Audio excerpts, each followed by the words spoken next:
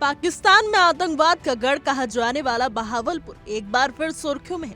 ये वही बहावलपुर है जिसे भारत ने पहलगाम आतंकी हमले के बाद ऑपरेशन सिंदूर के दौरान पूरी तरह से नेस्तनाबूद कर दिया था।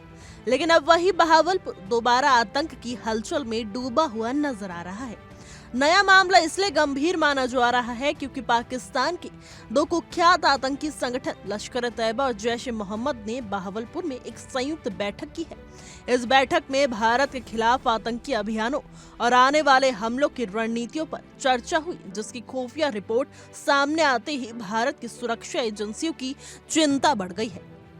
रिपोर्ट्स के अनुसार इस बैठक की तस्वीरें भी सामने आई हैं, जिसमें लश्कर-ए-तैयबा के डिप्टी चीफ सैफुल्लाह कैसूरी जैश के टॉप कमांडरों के साथ दिखाई दे रहा है।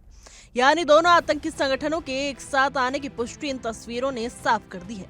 सुरक्षा एजेंसियों का मानना है कि बैठक सिर्फ एक सामान्य मीटिंग नहीं, बल्कि एक बड़े आतंकी गठजोड़ की शुरुआत है और माना जा रहा है कि पूरा ऑपरेशन पाकिस्तानी सेना और खुफिया एजेंसी ISI के निर्देश पर हुआ है। सवाल ये भी उठ रहा है कि बहावलपुर में आतंकियों की सक्रियता आखिर पाकिस्तान की अनुमति के बिना कैसे संभव हो रही है। इसी के साथ एक और अहम जानकारी सामने आई है। इंटेलिजेंस सूत्रों ने बताया है कि पाकिस्तान अधिकृत कश्मीर के रावलकोट में टेरर लॉन्च पैड फिर से तैयार किया जा रहा है। ये वही रावलकोट है जिसे भारत ने ऑपरेशन सिंदूर के दौरान ध्वस्त कर दिया था। लेकिन अब खबर ये है कि यहाँ से फिर से आतंकियों को भारत में घुसपैठ के लिए भेजने की तैयारी हो रही है। पिछले महीने भी ऐसी रिपोर्ट सामने आई थी कि जैश-ए-मोहम्मद एक नया फिदाइन स्क्वाड तैयार कर रहा है ताकि भारत में फिर से एक बड़े हमले को अंजाम दिया जा सके। ये भी सामने आया था कि लाल किले के पास कार बम विस्फोट के बाद जैश भारी मात्रा में फंड जुटा रहा है और वही अब उसकी नई योजना का हिस्सा बताया जा रहा है। सबसे चिंताजनक पहलू ये है कि पाकिस्तान इन आतंकियों को सिर्फ संरक्षण ही नहीं दे रहा, बल्कि फंडिंग जुटाने में भी मदद कर रहा है। खुफिया रिपोर्ट्स में दावा किया गया है कि पाकिस्तान में कश्मीर के नाम पर खुलेआम चंदा इकट्ठा किया जा रहा है और ये रकम आतंकियों के लिए इस्तेमाल की जा रही है।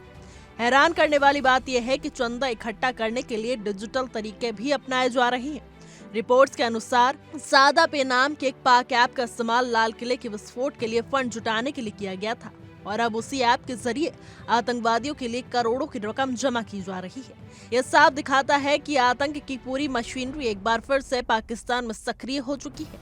बहावलपुर में लश्कर और जैश की संयुक्त बैठक, रावलकोट में टेरर लॉन्च पैड का फिर से तैयार होना और डिजिटल फंडिंग के जरिए आतंकियों की मदद, ये सभी सेहत बेहद गंभीर है। भारत के खिलाफ एक बड़े षड्यंत्र की तैयारी की बूझ साफ साफ महसूस की जा सकती है। भारत की सुरक्षा एजेंसियों ने इन खुफिया रिपोर्ट्स को अपनी जांच का हिस्सा बना लिया है और हालात पर कड़ी नजर रखी जा रही है।